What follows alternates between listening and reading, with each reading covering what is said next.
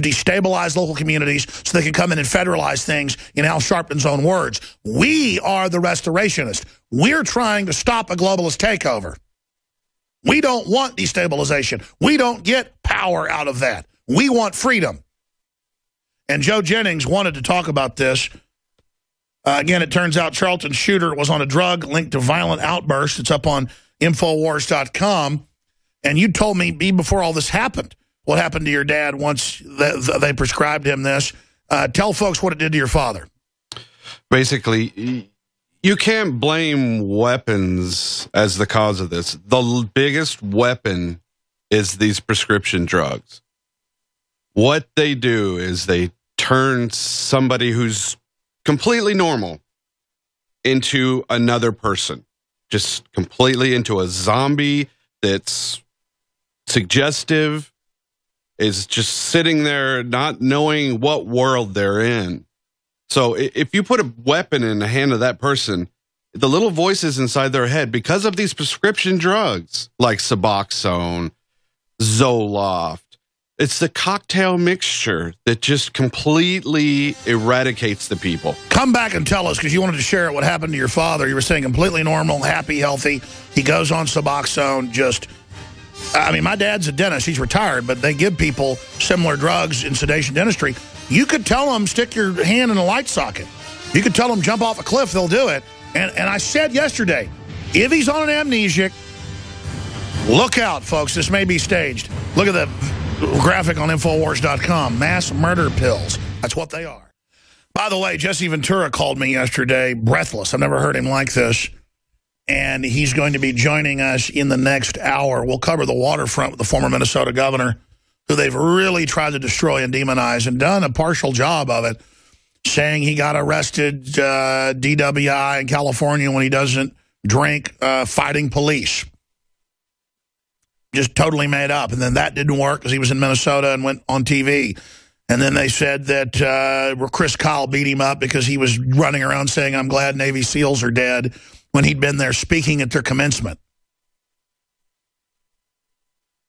And then he sued and won. And the breaking news, this is not in the news yet, concerning the media and free speech, what's happened is unprecedented. He will be joining us in the next hour. It affects the media. It ties into the internet kill switch. It ties into web censorship. It ties into SOPA, CISPA, defamation, everything. It is incredible. And as soon as he called me at about 4 o'clock yesterday, I was out doing business errands, and I pulled over, did a search, and he was correct. It was not in the news. And I was back and forth with Ventura and his lawyer. He was on the other line with his lawyer on another phone, back and forth, just deciding on whether or not he can go public with this, and that decision has been made on this broadcast. I should have announced this right at the start. In fact, we need to tweet that Jesse Ventura will be joining us with exclusive news concerning a massive attack on the First Amendment, or that we're going to be breaking very important story concerning the future of free speech in this country.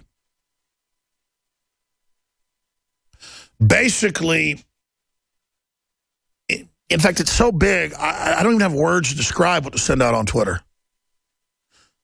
The media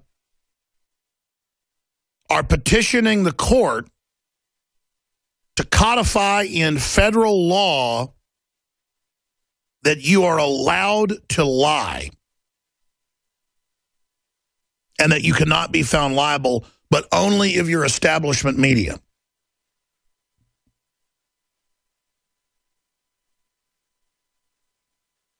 And he has the amicus brief that has been put into the court case on the appeal by 50 top media outlets to overturn his case. That's all I'm going to say right there, but this is a big deal. A jury found that he was defamed. They called in the witnesses. They all said different things. It wasn't true. Kyle changed his story. The insurance company now, just the books made over $70 million. The movie, 200 and something million. Ventura just got $1.5 million.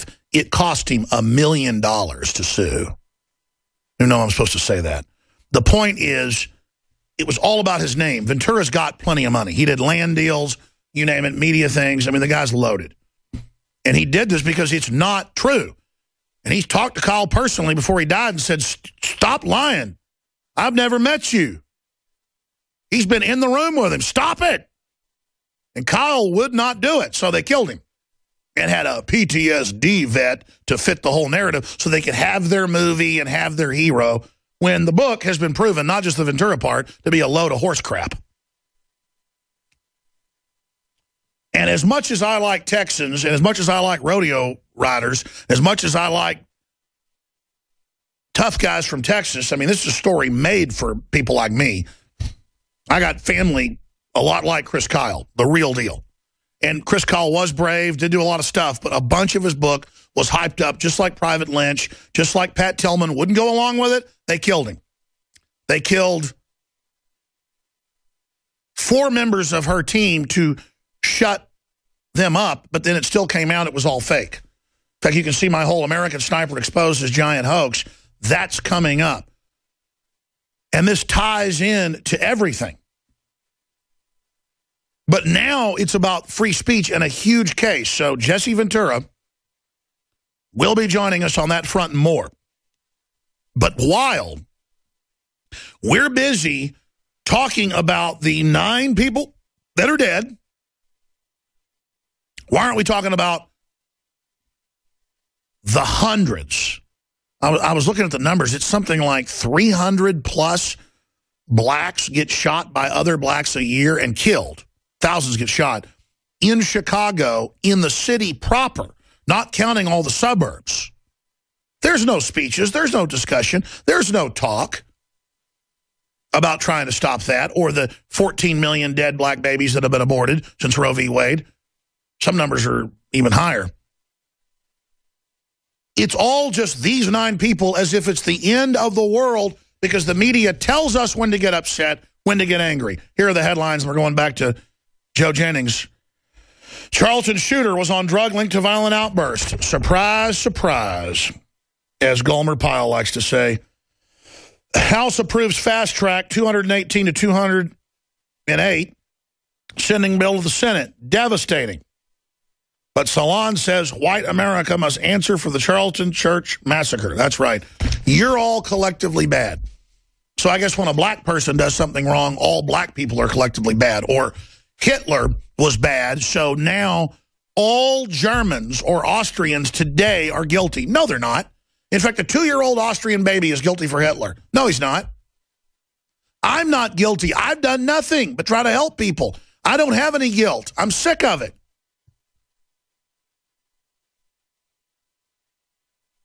I was raised around just intense culture of white guilt that just permeates Christians. My family are Christians across the board, and I'm sick of it. I haven't done jack crap to anybody. In fact, I bet you money there are a few living black people that have been abused by white people as much as I have been abused by black people.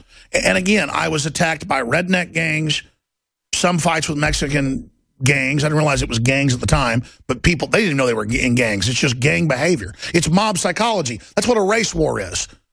But I grew up in Dallas, Texas, and was probably in 200 fights, maybe 50 of them seriously deadly by the time I was 16, and they were real fights. But I was beat up. I was thinking about the other day, did I exaggerate saying 200? No. I probably got attacked from 6th grade to 8th grade until I really started hurting people when I fought back. Then people started backing off by kids that had flunked 3 grades. It didn't matter if they were rednecks or blacks. It wasn't so much the Mexicans doing it, though I got in some run-ins with them. I was constantly fighting blacks and rednecks, and they acted just the same.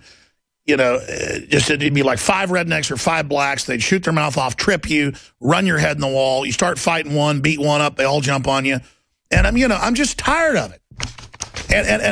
But I don't sit here hating black people Because I've had black people attacking me saying, I'm going to beat your brains out, cracker. They were racist. They were bad. And it's the same violent black people that are preying on black people.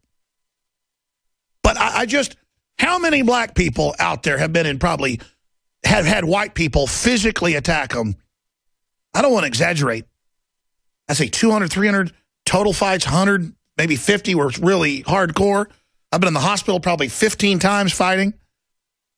The hospital. Broken bones. I mean, I've been on the ambulance when the person's trached next to me or when their brain's hanging out. And I got blood coming out of my eyes and can't see. I mean, I've been in savage Conan the Barbarian fights growing up in Dallas, Texas, ladies and gentlemen, and it was almost always racial or territorial. I bet I've been beat up when I was little by black gangs 50 times. And I've probably been in fights where I was older and fought back probably 35, 40 times with black people. I mean, just savage fights. We're trying to kill each other. No holds barred. Banging heads in concrete. Because if you don't bang their head, they're going to bang your head. I mean, where am I? Whining and complaining. I'm not. I'm just sick of hearing about it. I'm tired of it. And then you put whacked out people, black or white or whatever, on drugs that make people kill people or highly suggestible, and then you say white people are to blame, when as a white person, I am 8 times more likely to be attacked by a black person. And I'll say it again, I don't blame the general black public. They're scared of these thugs. I can't go to the nicer restaurants, they've got a whole bunch of them, in East Austin that they've built in the last 10 years, because they got black thugs going around trying to shake people down and mug folks. The last 3 times now, I've been down there past 7 o'clock at night. I have been approached by a black guy's over 6 feet, 250 pounds, going, I need some money. I need it right now. And you're like, I'm not going to give you money. And they start bowing up. Well, I need it right now. They don't say, give it to me or I'm going to attack you. They just, I'm going to give it. I need the money right now. Like, you know, that's a nice watch. Same thing happens in New York. It's happened to Rob Jacobson a bunch on the train growing up and going to work. Almost always black guys, because there's this attitude that they are allowed to do it because you're white, because you deserve it. Now, I'm not a racist, so I don't blame black people in general, because most black people aren't like that. They get fed on by these same thugs as well. But there is a thug culture that's accepted in this country, and there's whites doing it as well. I told you, rednecks in bad areas of East Texas and Dallas act just like black gangs. I mean, they are so much alike, and they hate each other, of course. They hate everybody. And I'm kind of ranting here. It's just, that's what I'm getting at. Now, I wanted to go back to Joe Jennings. If you just joined us, he's one of our great producers back there and runs the audio board. He was talking about his dad who recently died, and he was on the same drug that the reported shooter, the dirtbag, Dylan Storm Roof, was on. And usually with a middle name like Storm, that's either a family name or it's a white supremacist handle. I mean, he's obviously wound up by somebody. I said yesterday, he's probably on an amnesiac, and he wanted to start a race war. Now that's admitted. Let's go ahead and get your take on this drug, Joe Jennings. Hey, Alex, guess what a prescription drug doesn't care about? What? What race you are. That's right. Doesn't care. It just turns you into whatever it wants you to. If people want to be mad, you need to be mad at Big Pharma. You need to be mad at these doctors that are prescribing this crap, this mind-altering junk to fill a void in these people that there's nothing wrong with.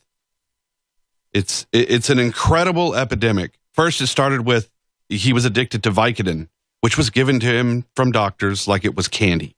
Oh, here, take this. This Vicodin. Here, take it.